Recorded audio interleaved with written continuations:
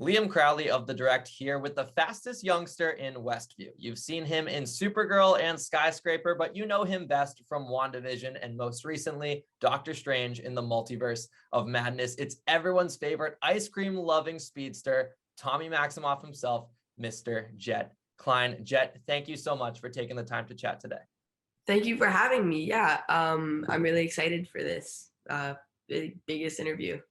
Wow. Well, thank you for the kind words and congrats on the success of Doctor Strange 2. It's making so much money worldwide and critics and fans alike seem to be loving it. But you've already had 5 episodes of MCU television under your belt and a feature film to your name so far. But to kick things off, I just want to get a general overview sense of your proudest accomplishment so far with Marvel Studios. Yeah, I've always loved Marvel. So when I did get the call that I got WandaVision, it was like a dream come true. And shooting it for those months has been really amazing. Great new experiences, awesome directors and actors as well. Yeah, that's awesome to hear. You've gotten to collaborate with so many amazing people through 2 projects so far with Marvel Studios, but you were cast in WandaVision. I'm not sure exactly when pen was put to paper, but we knew about your role in the series when the show started airing, and the show started filming as far back as November 2019. I'm kind of curious, from a behind the scenes perspective, when you signed on with WandaVision, did you know that you were going to have such a big role in Doctor Strange 2? We had no idea actually, because it was not last minute, but it was closer to the end of the show that they put that together. Wow. Yeah. So obviously things changed as stuff materialized and everything. And Doctor Strange 2 very much feels like a sequel to WandaVision almost. And it was heavily speculated that yourself and Julian Hilliard, who plays your brother in both WandaVision and Doctor Strange 2, would be back after that WandaVision post-credit scene. But we didn't get that official confirmation until a couple of months ago in a TV spot or trailer for the film. How long ago did you shoot those Doctor Strange 2 scenes, and how difficult was it to stay tight-lipped on everything? Well, we didn't know for 2 years that, of course, we were going to shoot. And so we went directly from WandaVision to Doctor Strange in January of 2020, I would think. Yeah, January is when we started. Of 2020. Wow, that's almost no, that's 2021 was it? I don't No. So sorry, no. Sorry, I have months and dates confused. Jeez, I don't remember anything. So we went direct. The WandaVision ended shooting in October, and we went right into mid-November of 2020. We shot Doctor Strange, and then into 2021 winter. Wow. So it was a fairly sizable time ago in terms of getting everything finalized. And hey, I mix up dates all the time. I'm a senior graduating college in just a couple of days. I still feel like it's 2020 and I'm a sophomore. So I completely get the past couple of years have been so wishy-washy in terms of remembering days and months and all that. But you and Julian are 2 of the youngest cast members in the MCU, at least in recurring roles that we're seeing. And I chatted with Leah McHugh, who plays Sprite in Eternals, a couple months ago when Eternals was coming out towards the tail end of 2021. And she told me that Tom Holland gave her some really great advice on what it's like to be a young cast member in this great cinematic universe. Did you talk to any people outside of, say, Julian and your WandaVision co-stars and seek out other young cast members for advice on how to handle this crazy world? No, not really, actually. It was really just figure it out. And of course, when we got to Doctor Strange, we had Sochi, but it was mostly just us. Wow. Yeah. And I mean, I think you've handled it brilliantly, as we've seen through WandaVision and Doctor Strange too. You really have a grasp on what it means to be in this universe and feel established. So props to you on that. But the version we see of Tommy Maximoff in Doctor Strange Multiverse of Madness technically is a completely different character from the character we saw in WandaVision. And I'm curious, from an actor's perspective, when you approach a role like this, which is so similar, but also supposed to be so different, do you change anything in your approach, or did you kind of play this Tommy Maximoff the same way you approached WandaVision? well, in WandaVision, we were just like normal kids, but at the same time, like Wanda's creation. So in Doctor Strange, I was just more in WandaVision. I was just a bit more, sitcom-y, if you could say, like you doing those sitcom type of things in WandaVision, going through those different types of sitcoms, and then going into drama, horror. In that, I would just in Doctor Strange, I would more play it as a normal kid, and instead of that, not overplayed, but Yeah, I know what you're saying. You like the sitcom aspects of WandaVision. A lot of people forget because towards the finale and the penultimate episode, it plays more like a Marvel Studios project. But early episodes, it was very sitcom-y. The spooktacular is straight up Malcolm in the Middle. So the changing of how you approach the role, it's interesting because it's not necessarily changing the character, but changing the genre around the character. So that is a very intriguing perspective on that. Fans did get a brief glimpse in the spooktacular episode, like I mentioned, and also in the finale of your super speed in WandaVision. Obviously, that's Earth 616, Tommy, compared to Earth 838 that we see here in Doctor Strange Multiverse of Madness. Did this iteration at any point in the script have super speed, or was he always just going to be kind of like a kid? he always has been just a child, along with Wanda, actually, but that was changed in revisions and reshoots. Reshoots of WandaVision or Doctor Strange? Doctor Strange. Gotcha. So at one point in Doctor Strange, were you going to showcase the super speed? No, throughout the whole script, it was a normal kid, and Wanda didn't even have powers. Oh, wow. So yeah, and I guess that kind of goes to play the whole factor of, these are just two normal kids. They're not the same kids that we knew from WandaVision. And I feel like that really worked then again in the third act when the Scarlet Witch version of Wanda got to confront, normal Wanda Maximoff from Earth 838 and realize even if she is to take over this family, it's a completely different family from the family she remembered from Westview. That is very intriguing. Your character, though, the powers that we did see in WandaVision, very similar, obviously, to Uncle Pietro, better known as Quicksilver. And you've yet to share the screen with Aaron Taylor Johnson, but you did race around with Evan Peters in WandaVision. He was one of those actors that we didn't get to see in Doctor Strange 2.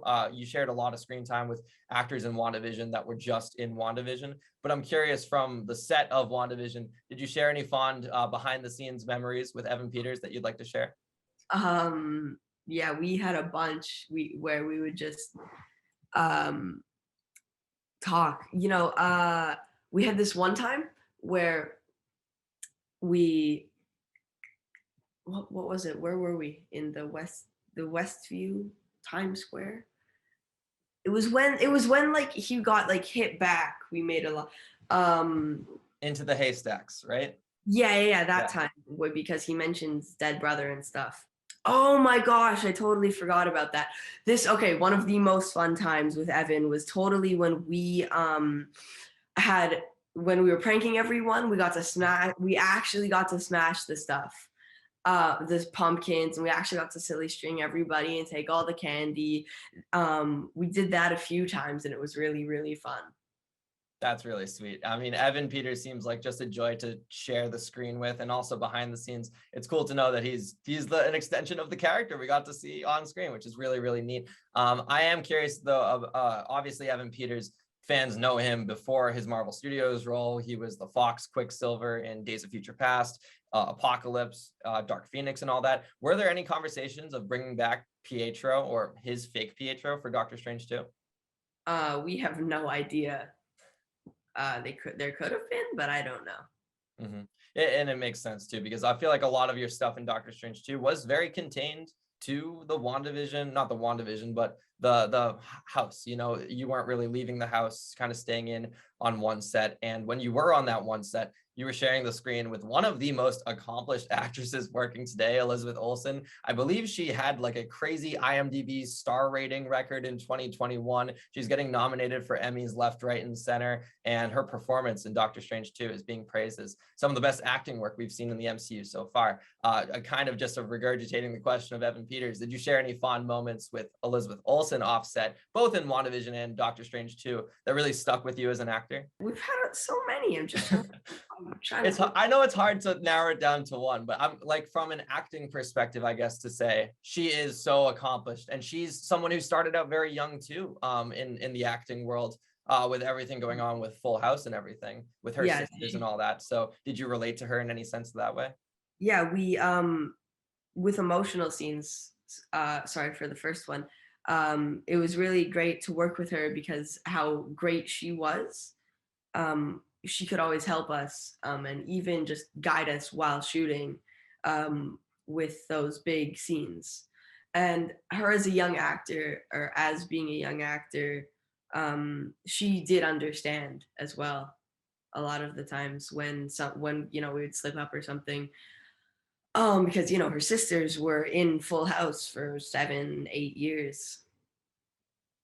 Yeah, and I to have someone to relate in that sense, to understand of being I was once in your shoes, to sort of have that kind of patience, I feel like that's got to feel just like the best feeling as an actor. Elizabeth Olsen, like I said, so accomplished, so many awards, but also to be able to relate to her on a personal human level, I think that is very, very neat. Another character though, that you did share the screen with in WandaVision a lot, from basically all of your scenes in WandaVision, that wasn't present here in Doctor Strange 2, was Paul Bettany's Vision. And I'm curious, did the dynamic change when you were only, yourself and Julian acting opposite Elizabeth Olsen, or did it feel similar despite Paul Bettany not being there?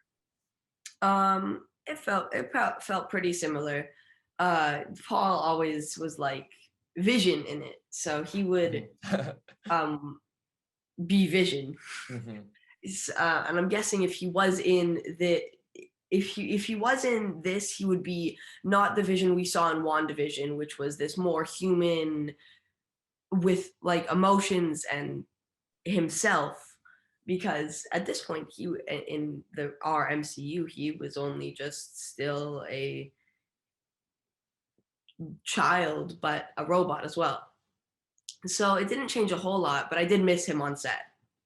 Yeah, he does seem like a joy to work with. And it's always cool to see his interviews too, because he talks so glowingly about these projects and these experiences and all that. So here's hoping we do get to see Paul Bettany back at some point in the future. And in Doctor Strange 2, I feel like a lot of stuff that people are taking away from this movie is that crazy scene that goes down at Illuminati headquarters. But I had an interview a couple weeks ago with Gary Weeks, who is an agent in Spider-Man No Way Home. And his scenes all take place completely separate from Daredevil's appearance, as well as Tobey Maguire and Andrew Garfield. And he told me, he was like, I had no idea that those scenes were happening because they didn't involve me. I wasn't there on set. So it was a complete surprise to him when he eventually saw the movie. When you got to see Doctor Strange 2 at the world premiere, did you have any idea about John Krasinski, Patrick Stewart, or were those just complete surprises to you? Yeah, those were total surprises because when we actually read the script, they didn't tell us anything. It was all different names. And so when we saw them in theaters, it was a whole new thing. And I was so surprised, but like so happy because, it was crazy. But yeah, no, it was totally surprising me for us. They don't tell anyone unless you're Elizabeth. Another character that you share scenes with in WandaVision that we haven't seen since is Kathryn Hahn's Agatha Harkness. But we obviously do know that she's getting her own spin-off series, Agatha House of Harkness, just from a reaction standpoint. When that show was announced, obviously you shared some scenes with Agatha, and you also probably spoke with Kathryn Hahn offset as well. What was your reaction as an actor, and I assume a friend of Kathryn Hahn, that she was getting a spin-off show? It was really great. It was awesome actually to have her, come back and hopefully be a part of the MCU, and I don't know, maybe work with her again if I do get to, because she's really amazing. And I just talked not recently to Mary Lavanis, who's one of the writers on that show. Couldn't get anything though. She was, we love her. And Catherine, yeah, no, just it's awesome. She's still in the MCU. She's a part of the MCU still. That's Yeah, awesome. and it's cool to see that kind of WandaVision legacy continue, because obviously WandaVision was a limited series. It was just a one-off, but to kind of have a sequel to it in Agatha House of Harkness, I think is pretty cool. And we saw Wanda get her revenge on Agatha in that finale, but yourself and your brother over there, Julian Hilliard, didn't exactly get to one-up Agatha one-on-one. Would you say that your character still has a score to settle with her? If we did get to, I would love to. That would be very fun for sure. For sure. You also in this film, you star alongside Xochitl Gomez. You mentioned her earlier as one of those newcomers in the MCU, a young actress who is going to be a young player in the MCU. But you didn't share any scenes with her. Like I mentioned with the Illuminati question, these scenes all took place separate from what was going on with America Chavez, what was going on with the Illuminati. Do you have any aspirations to potentially share a scene with Tommy Maximoff and America Chavez down the line in the future? We could see her. Well, she was there, so we met her. But if we could like talk to her, and like in the scene, it like if we could actually be in the scene with her and like interact with her, that'd be really awesome and cool, because she's a great actress, and we're all young, so sharing the screen with another young hero in the MCU would be something new to me, at least. And I am curious, because I mentioned this in an earlier question about you possibly turning to other young cast members in the MCU for advice. Xochitl technically was a rookie in Doctor Strange, and you were having your second project. So did she look to you or Julian for advice? Not really. We had talked to her a bunch. We were just more as friends and like that. But she's a really great actress as well, and so she, I think, did amazing just with how she did. So I don't even think she needed it. No, that's awesome to hear. And it's like, even though yourself, Julian, and other cast members are on the younger side, you're quickly approaching that kind of veteran status to where you're pretty soon going to be looked at for advice, down the line of Marvel projects. Obviously in the comics, Tommy Maximoff, big member of the Young Avengers. I'm curious about your dream team of Young Avengers. Not saying that you will be in this project, not saying it's going to happen, but I'm sure you've done research and read comics. Are there any rosters of the Young Avengers that you like the most? Yes, totally. I think I could answer that. I really liked the full West Coast Avengers team and Children's Crusade. They were really cool because we're having Hawkeye, White Vision in Children's Crusade, the new Captain America. Or no, was he Captain America? Does he come Captain America? There's a young Avenger named Patriot, Eli Patriot, Bradley. Yeah. Patriot. Right. Eli Bradley, yeah. And then having all of those would be awesome. Reading the comics, I loved that team and what they did, and also having Iron Lad on that team.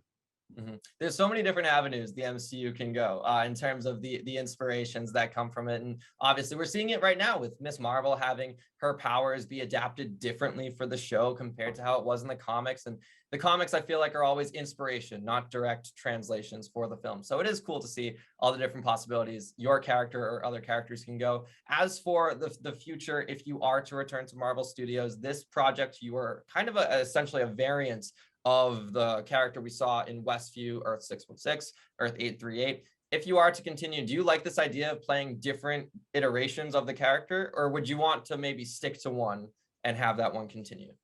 I would like to stick to one and see how his story could evolve and how he could become a different person as we watch him, if we were to, through the movies. But I would also, seeing what different Tommies would be like would also be really fun, because different Tommies, different cool twins. You did actually remind me of one final question before we wrap this up. This will actually be the final question, I promise. But Sam Raimi, one of the most accomplished directors in film history and often proclaimed as a godfather of comic book movies. I'm on the younger side in terms of fellow interviewers in my space, and I grew up on the Sam Raimi Spider-Man movies. I don't know what comic book movies you grew up on, Jett, but I'm sure you've seen all the Tobey Maguire Spider-Man movies. What was it like to get to work with Sam Raimi? Me as a child, I loved the Tobey Maguire Spider-Man movies. They were like, that's what I grew up on, seeing as like they were 7 years before me. It's kind of crazy, but or at least the first one was. Working with Sam was an honor. I love Sam. He's such a creative person to direct with, and it is awesome because we can just like we had a lot more actual creative liberty with that than we did in WandaVision. We could bring what we thought our characters would be like to that. More of an indie filmmaking feel he brings.